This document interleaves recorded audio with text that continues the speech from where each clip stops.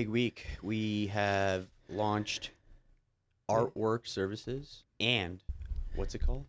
Um, well, the technical term I called it was source analysis, but it's basically artwork analysis. It's every time you upload a piece of artwork to the site, we actually do some basic analysis of the artwork. It initially started off as something we wanted to be able to give to our artwork services team so that it could make them more efficient. But also, as we worked with it, I kind of felt like, wow, this actually is some really useful information for people. Mm-hmm.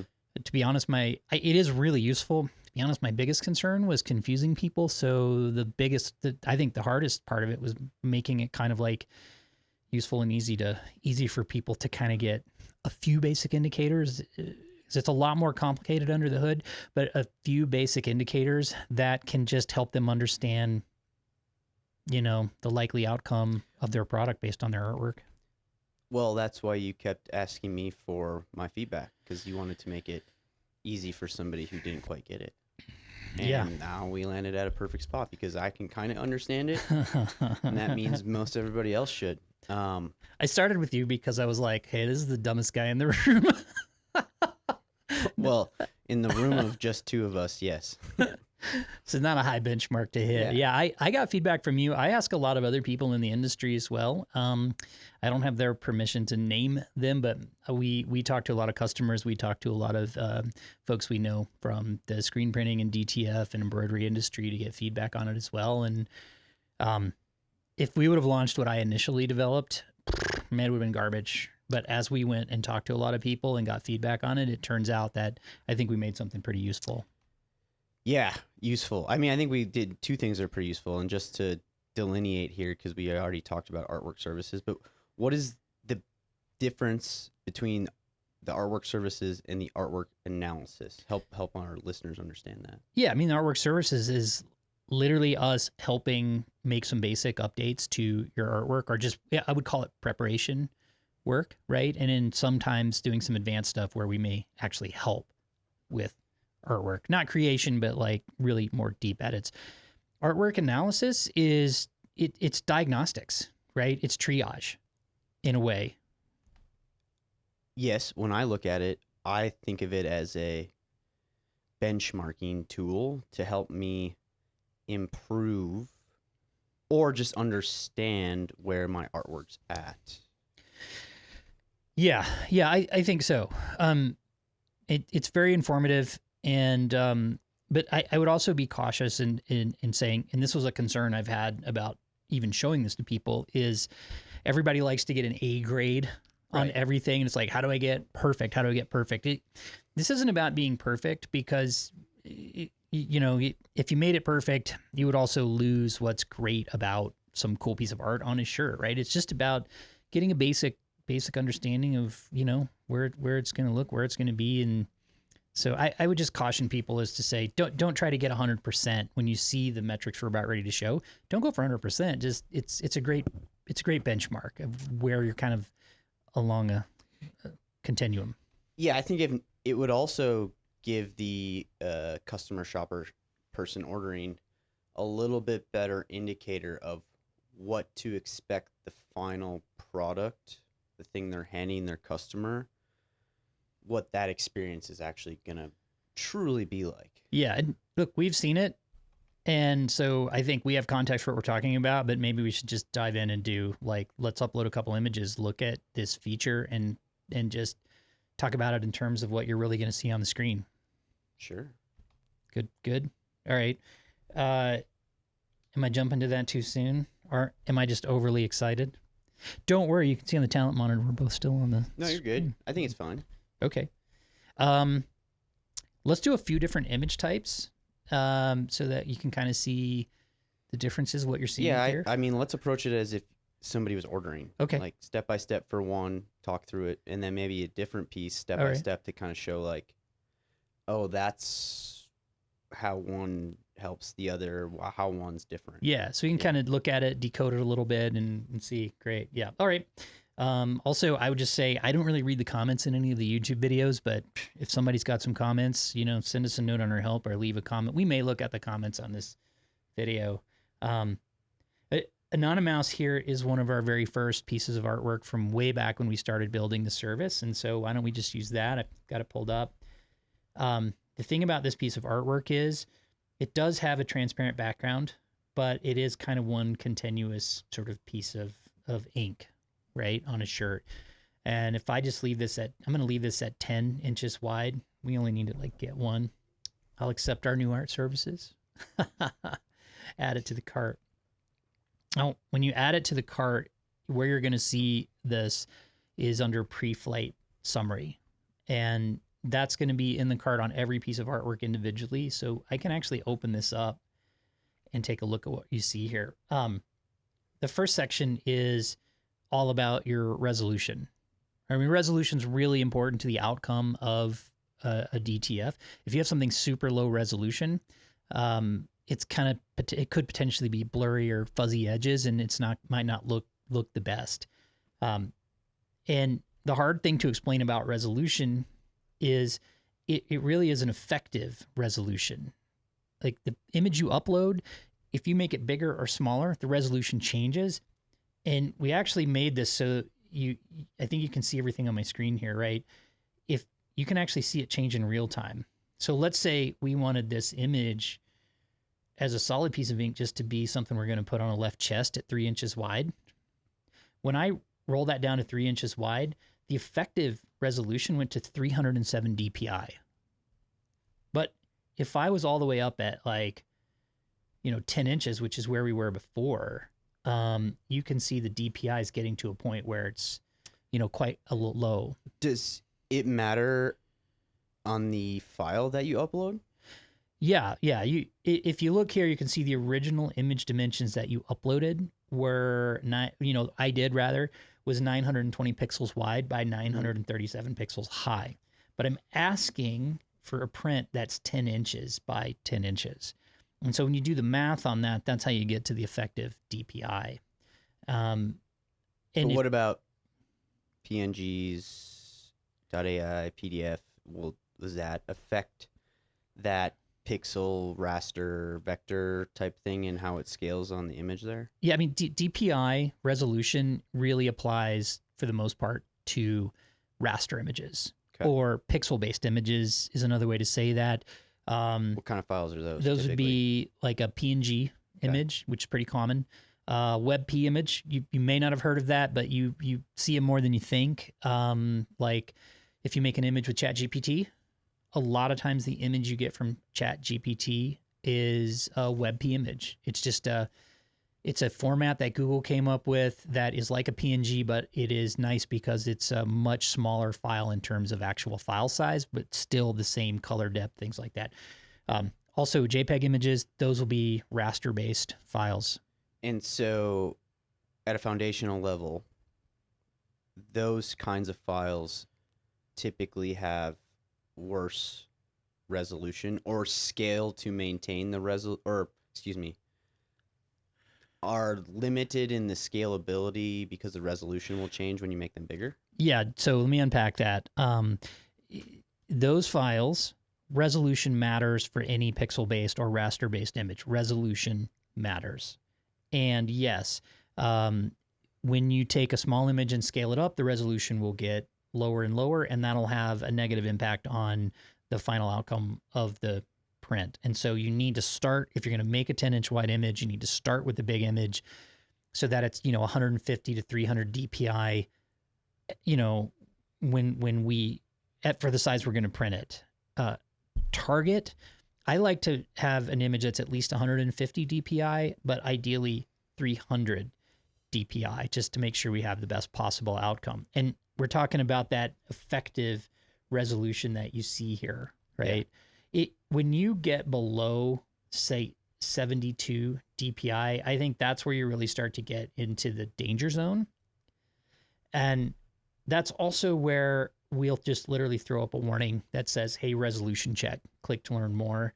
Does that mean it won't print, or we won't print it, or what does the resolution check mean? I mean, we'll still print it, but I promise you we'll be taking a look at it. And if we see something that really we think is gonna create a negative outcome, we'll most likely reach out and say, hey, this resolution looks really low. Now, got it. we may not, we're less likely to do that if you're over 72 DPI, just because we print lots of things at 72 DPI and higher.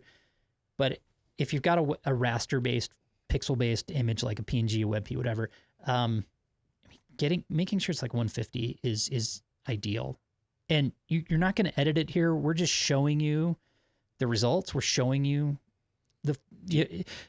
take it back to Canva or Photoshop or whatever and I was fix it just up. going to ask if there's a way on the platform here to change the DPI, or if that's something I need to go back to the platform I'm using to create and edit artwork to. Yeah.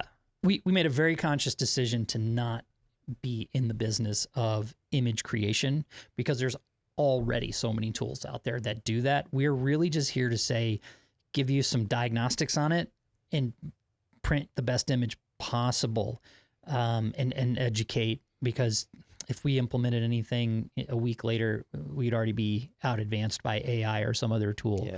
Yeah. So, all right. I understand resolution. I think we've talked through it. How does that... Okay, so where do we got that image at? I can't quite see from our screen here. So I'm going to just print that image at like 3 and kind of say, hey, that's a left chest. We've got a good DPI, and then scroll down to this hand feel haptic evaluation. What we're really doing is a haptic evaluation. Haptic is just a fancy word for, how does it feel? What's the tactile feel of it? But we just decided to say, hey, let's just call it, people are familiar with hand feel, so we call it hand feel. Tactile. I like haptic. I mean, tactile is haptic a component of tactile, or is tactile a component of haptic? I don't know. Okay, sorry. How does it feel when you wear it? How does it feel That's in the your... big question. What is this going to feel like on a shirt? And these 3 gauges should give you some insight as to what to expect, right? Yeah. Okay. I mean, also, why do we think this is important? After a year of trade shows, the first thing people do when they walk up to our booth is grab it. How does this feel? That's literally the first question they ask, is how does it feel? And so we thought, where do you guys ship from? Yeah. Well, so I was just, when we looked at it, we, of course, that's why I thought it was important. And why I felt like of all the things we're analyzing in an image, this would be potentially a useful thing to share. But it's good we're having this conversation because it's also a scary thing to share. We don't want to scare people off or make them think, oh, this is going to be terrible, or I should buy it somewhere else, or I should screen print it versus have this printed with a DTF or so forth, right? This is vendor agnostic information. And, if it's going to not feel good for DTF, it's also not going to feel good for screen printing. So what you're saying when you say vendor agnostic is, if they print it with us or competitor 1 or competitor 2, it's still gonna feel the same way. Well, I like to think that ours typically feels a lot better because of our overall process. Okay. But if you just say in general, something with a lower haptic score is gonna feel it's going to feel more stiff and more heavy than something that's got a better haptic score. Maybe I said that wrong, or not. I didn't say it wrong, but maybe a way to think of it is, just because you have a Corvette with the fancy tires, fancy engine, and all that, doesn't mean you're going to drive it the same way as somebody else would. I kind of follow that metaphor. Well, can you explain the dials a little more? Because it looks like I'm a gamification, competitive kind of person, and like you mentioned, it looks like, if it were me, I'm going to always be trying to get it to the best. Yeah. And that's kind of the risk here. But yeah, let me explain. So there's 3 things that I'm sharing here. One of them is this coverage ratio. CR stands for coverage ratio. And what it basically represents is ink coverage. And you can always mouse over this little indicator here and read the details of what it means. But in short, you're looking at, if this was the canvas that this print was on, the actual ink in the print is taking up 78.5% of the total area on that shirt. And as you know, the more area you're taking up on a shirt, the more sort of heavy it's going to potentially feel, right? And like I mentioned before, it'd be the same for screen printing as anything else. So yeah, don't know where you disappeared off to. Looks like you You Ghosted you? need I to got it, you I need to got it. Don't readjust worry your about it. camera. Nobody's watching me anymore. I know. I tried to follow you over to the Did you break it? You got to hit the little thing on the side to let you change. Got it, don't worry. All right. See? This is why I'm the nerd and you're not the nerd. I went and grabbed two things that will be very important, I think, in the proceeding conversation. Oh, okay. Would you like for me to continue, or do you have a demo of your own you want to share? Well, you spoke about coverage ratio, right? Yeah. And let's just assume that means like how much of the shirt is covered, correct? Yeah. So, Yeah. like a full front versus just the chest. If it was just Well, the like that chest, image you're showing right there, it is covering like a full kind of like 10 by 11 there in terms of like how far, the left to the right, the top to the Right. bottom. But the ink on that particular design has a lot of knockouts and a lot of halftoning in it. And so that one, the coverage ratio would be actually a lot lower. Same with the one that you've got there on your lap. Like same with this one. It's a big image, but a lot of the shirt's coming through there. So yeah, the coverage ratio on something like that is going to be much lower. So if the coverage ratio on these two are lower, how does that affect the other two gauges that we're playing with? Okay, so coverage ratio is just telling you how much ink versus canvas is there in a way, right? This other one here is called, I named it LSAR. Basically, it's a throwback to doing, Google optimization. Any nerds out there might know what I'm talking about. But this is the largest solid area ratio, or ink dispersion in a way, right? So think about the image we're looking at here. It's one big solid piece of contiguous ink, and so the coverage ratio is 78%, but the largest single piece of ink is also 78%. And I'll upload another image where you can really see the difference between these two. So that's effectively looking at like these big chunks of like a big land mass versus a bunch of islands. Like right? hold that up so you can see it, and I'll point at it.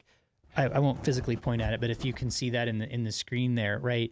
That little one section of the guitar right there is probably the largest single biggest piece of contiguous like ink of the print. That is one giant chunk, and so what that ink dispersion or LSAR rating measures is how big is that in relation to the total whole, right? Okay. And the reason that's important is like, even if you had an image that had a very low coverage ratio of like 40%, well, if it's 40%, but that 40% also happens to be, 38% of that happens, sorry, if the coverage ratio is like 40%, right? But the largest single piece of ink was like 38%, that's still a big blob of ink, and it's still going to feel heavy. And so you have to understand not just how much of the image is covered with the print or the ink, but what's the biggest chunk as well, right? And so we had to look at that. So that's what this one represents, and it'll really become clear when we look at a half-toned image. But if you make the image on your screen smaller, does that come down? No, because this is relative to the size of the canvas of the actual image itself. So it's not the image on the actual garment; it's just the ink within the artwork. Right. So if you take a look at this image and say like you're looking at an image, like let's just bump this up to like 5 inches wide, right? Yeah. These numbers stay the same because the canvas is kind of 5 inches by 5 inches by 5 inches. That image fits in there at 5 inches by 5 inches. These are unitless in a way where it's still like, hey, whether it's 5 inches or 2 inches wide, it's still only taking up 78%. It's still taking up 78% of the space, of the available space. Yes, 78% of 10 by 10 and 78% of 2 by 2 are, just, yeah. Okay, I got it. Yeah. And to be fair too, like a 78% of a 10 by 10 is going to feel way worse than if you have 78% of a 2 by 2. Correct.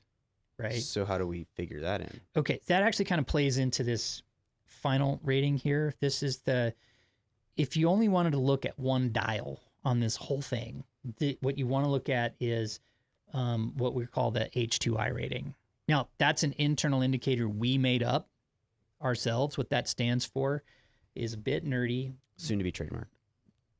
Trademark. We call that the Havinto Haptic Index. Do you want to know why? Yeah, tell me a little bit more. So when we're measuring color, Okay. you use what's called delta E. That's how you detect perceived color accuracy. The E, as an industry standard, is actually a German word, Empfindung, which that word translates to perception. So really, when you're measuring color, you're measuring perceived change, right, from one to another.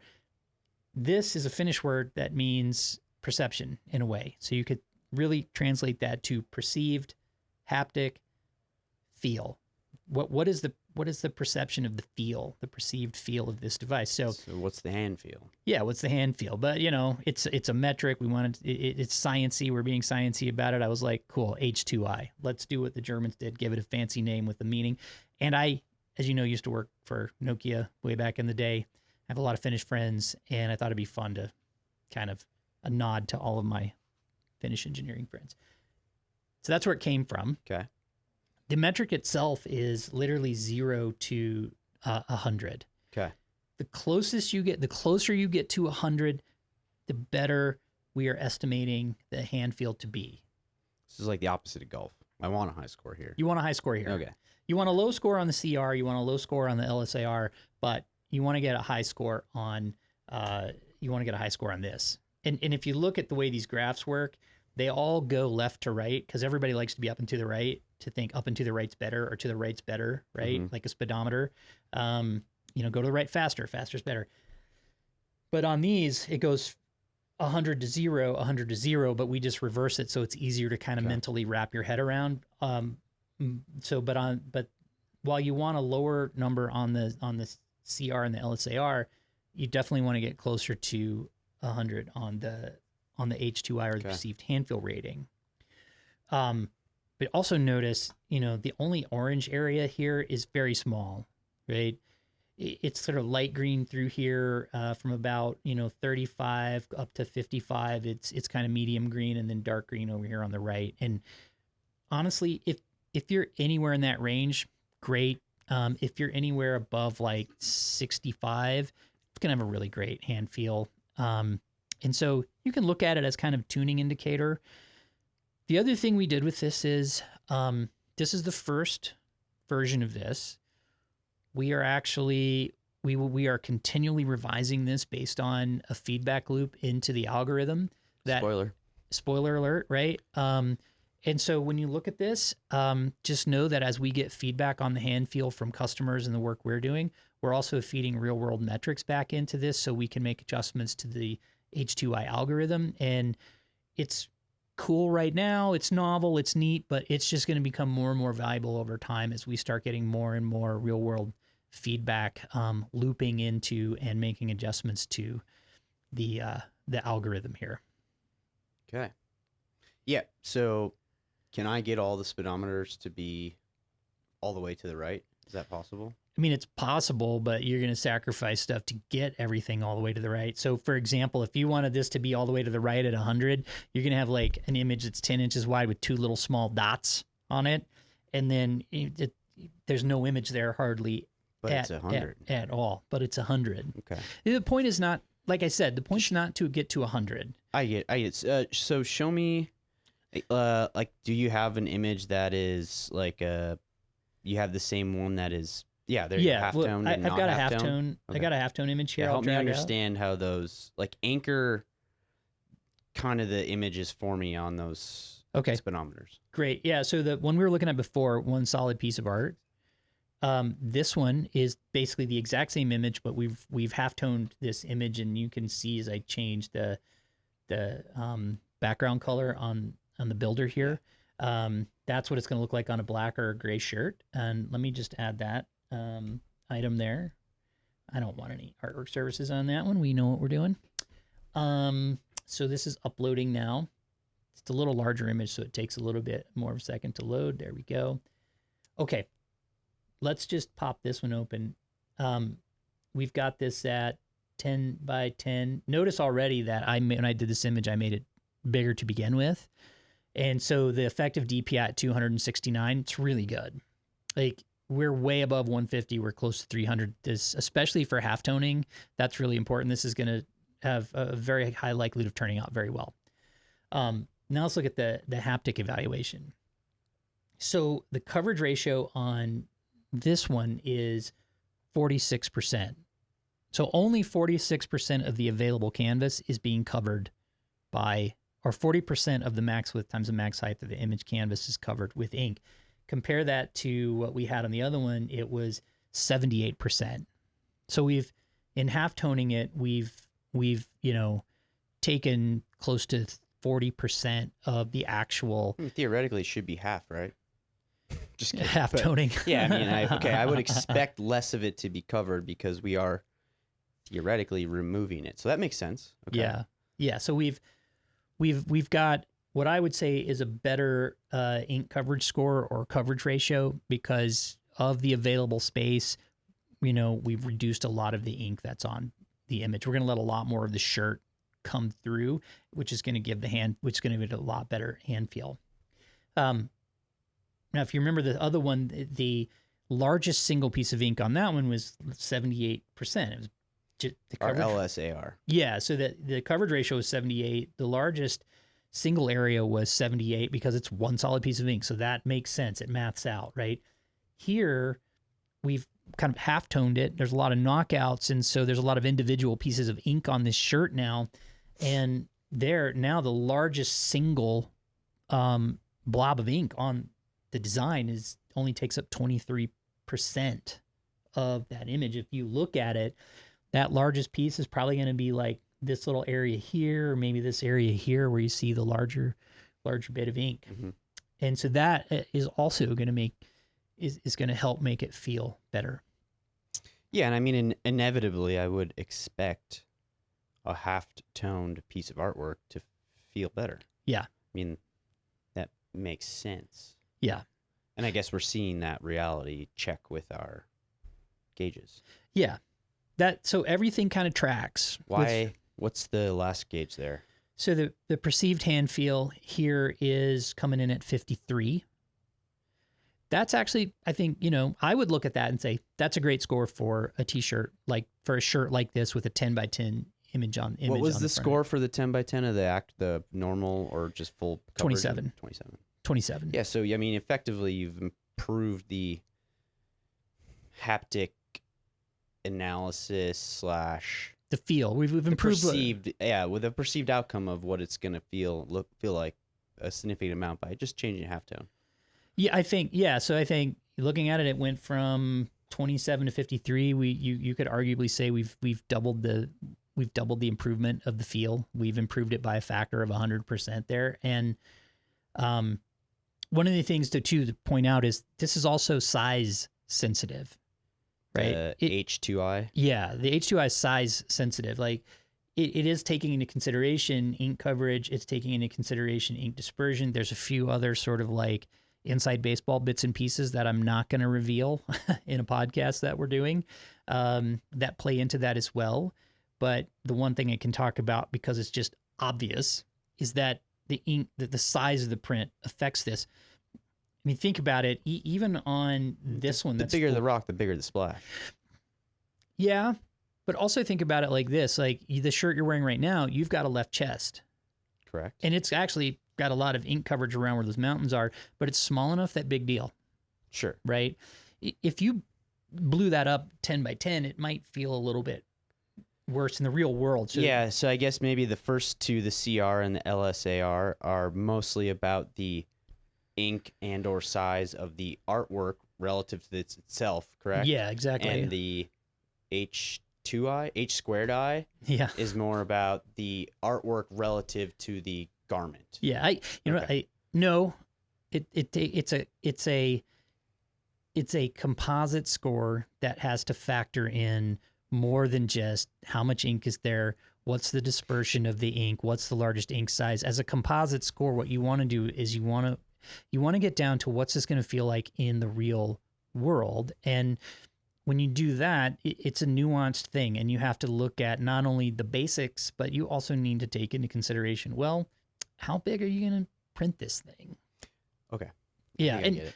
you could see that here. If I take this one, and right now we're at 27, but if we were to say, hey, let's drop this down to like, this is just going to be a 2-inch by 2-inch. Look, the haptic perceived hand feel went all the way up to 70. Right? You have a 2x2 on your shirt now. Yeah, it's not going to feel like much. It's not going to feel like much at all. And it's going to be fine. Yeah, right? If you put a 10 by 10, it's going to feel more because there's just more. Yeah. It would be silly to give somebody's artwork like a bad haptic feel score if they're printing something like that little. It just doesn't make sense. So as a composite score, we have to take that into consideration.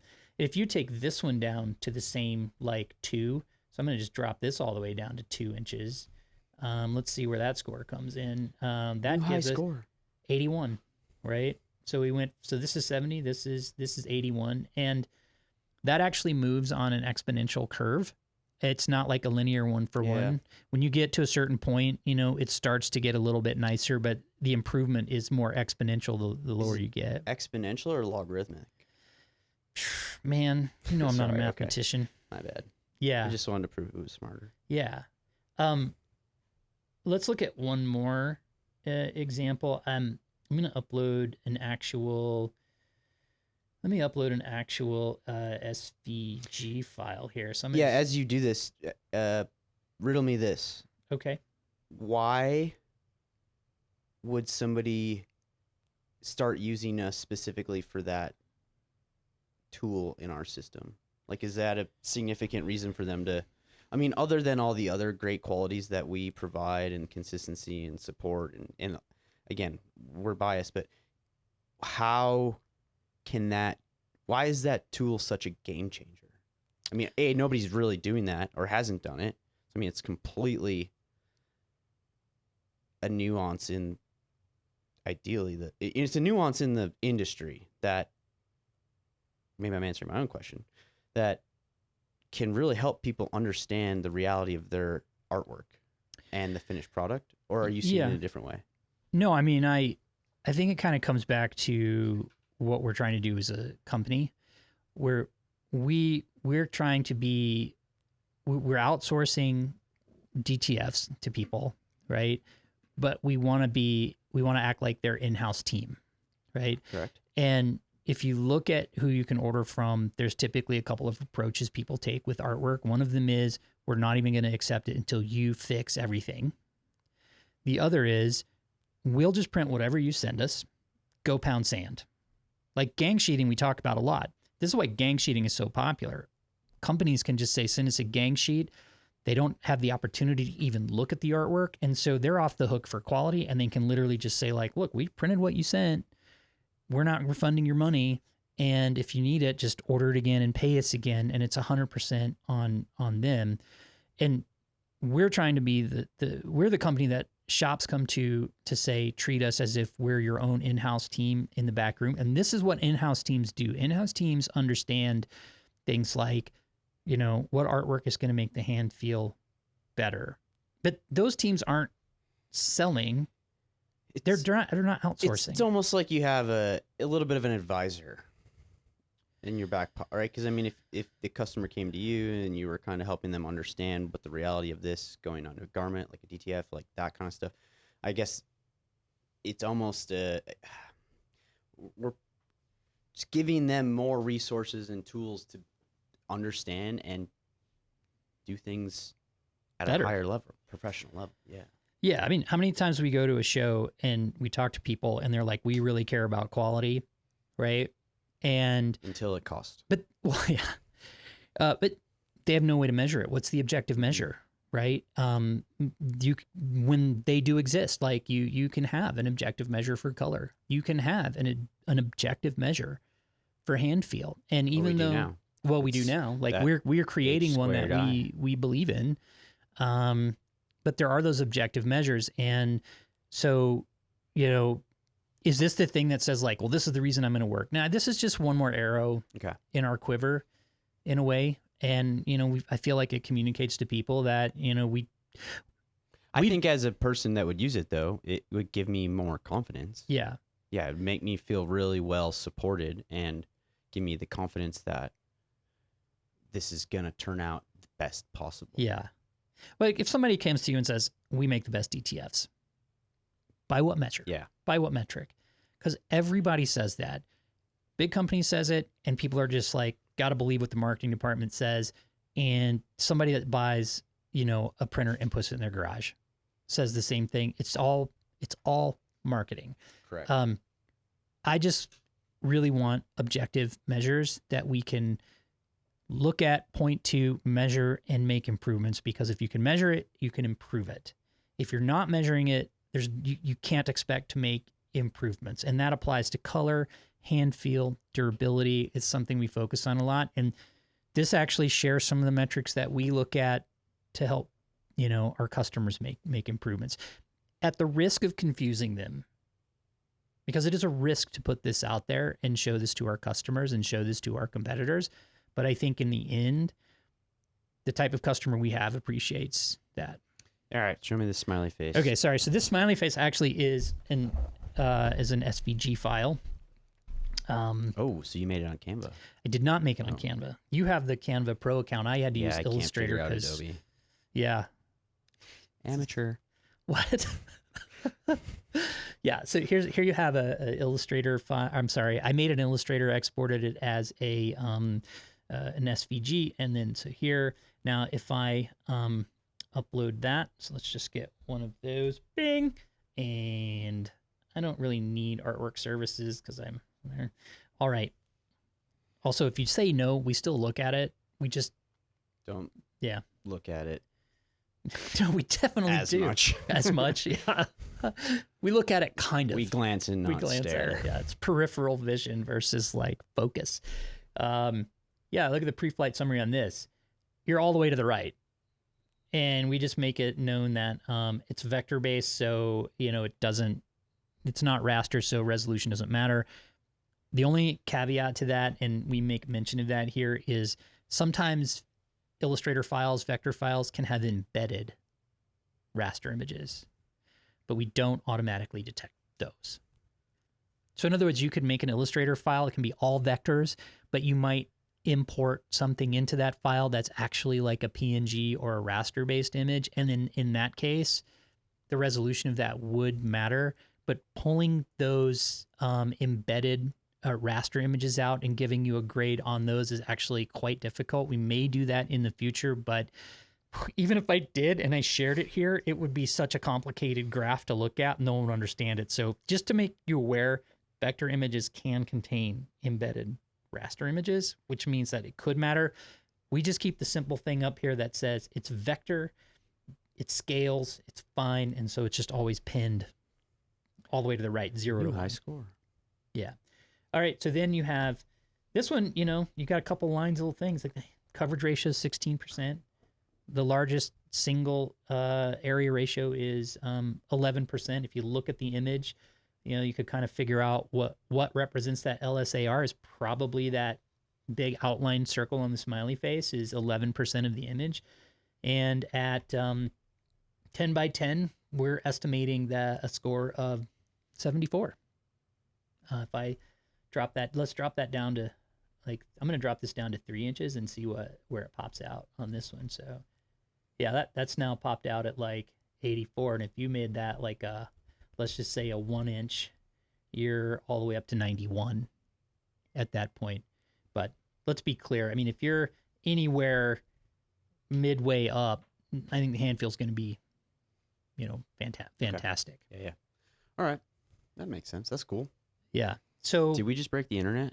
I don't know. I don't think anybody's even watching at this point, but if unless it's somebody trying to figure out our algorithms and how we're doing things. But anyways, this represents many I'm of work and many tens of thousands of lines of code and algorithm development to build that in. I'm pretty stoked to launch it, and because I've been directly involved in this particular piece, but I also have to say I'm very anxious to see how people will react to it. Not our competitors or the industry, but I'm very anxious. I'm curious to see how customers will react to it, the value they'll find, and then also is it going to confuse people? Is it going to is it going to scare them away? So we find it valuable from a quality standpoint, but I just kind of want to err on the side of education and being helpful, and then we can dial it back if we need to, and we'll talk to people and see what they think. Let us know what you want. Me personally? No, the people. Oh, listening. the people that want. I don't care what you want. I know what you want. Plain. That's true. I do. I mean, we're doing this to help people, but we're doing this to make money too, for sure. So I thought it's because you like people. Yes. Out of the goodness of your heart. We'll have to cut this. I don't know. We can leave it. Okay. At the time that we're doing this, we're literally like 3 days away from going to the 2026 ISS Impressions Expo in Long Beach. So if anybody's there and they want to chat about it and stop by and see us, I'm not too worried about anyone taking us up on this, since I doubt anyone's watching it at this point. But and you're assuming I'm going to have it edited by the time we get there. I mean, we don't have to. I'm just saying. I think you should just hit publish.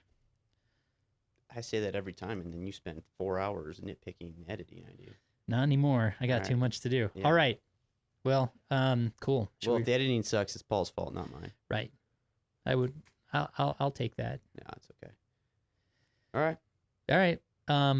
We'll wrap it up, and then maybe the next time we can actually take a look at some super up close stuff with our macro lens. Yeah. I did put a lot of up close stuff on the video, in the explainer video. Mm-hmm.